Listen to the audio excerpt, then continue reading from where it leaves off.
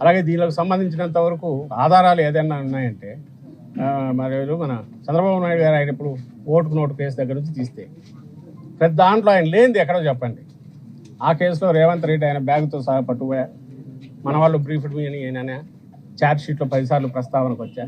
ఈరోజు రాసినారే ఛార్జ్ షీట్లో జగన్మోహన్ రెడ్డి గారి ప్రస్తావన, అవును నీ పెన్ను నీ పేపరు నువ్వు పెట్టుకున్నాడు, అది రాయక ఏం రాస్తాడు?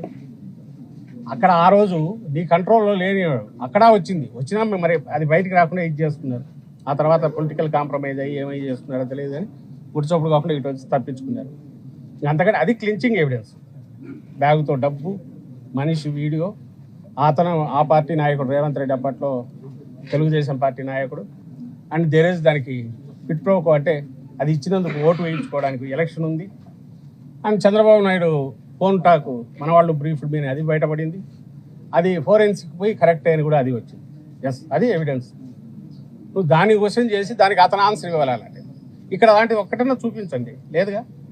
కొద్దిసేపు క్రితం ఆంధ్రప్రదేశ్ కాంగ్రెస్ కమిటీ వ్యవహారాలు చూసే మాణిక్యం ఠాకూర్ దాని గురించి ఎందుకు మాట్లాడారు? అసలు కాదు, ఆ పార్టీ ఇక్కడ టీడీపీ దీనికి లేదంటే చంద్రబాబు నాయుడుకు లేదా ఎన్డీఏ టోటల్ గా బీ టీమ్ గా కాంగ్రెస్ పార్టీ అయిందో రాహుల్ గాంధీ ఆయన చెప్పాలి.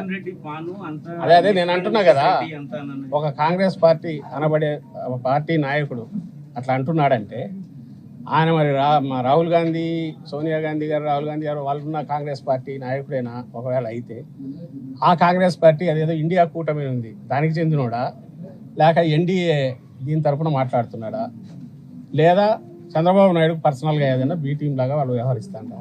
మరి అది వాళ్ళు చూస్తారో లేదు తెలియదు. ఇంగ్లీష్లోనే పెట్టిట్టున్నాడు అక్కడ నాకు తెలిసి. మరి ఆయన రాహుల్ గాంధీ దృష్టికి పోతుంది లేదు. మీరెవరైనా తీసుకుపోండి, అయ్యా మీ వాళ్ళు ఆంధ్రప్రదేశ్లో ఇది చేస్తున్నారు, ఇక్కడ కూటమి ప్రభుత్వం అని ఉందంట. మరి కూటమిలో ఎన్డీఏతో పాటు ఆ ఇండియా కూటమిలో కాంగ్రెస్ కూడా కలిసిందే, మీ వాడు అక్కడ పోయి ఇట్లా స్టేట్మెంట్ ఇస్తున్నాడని మీరు అడగాలి ఎవరు.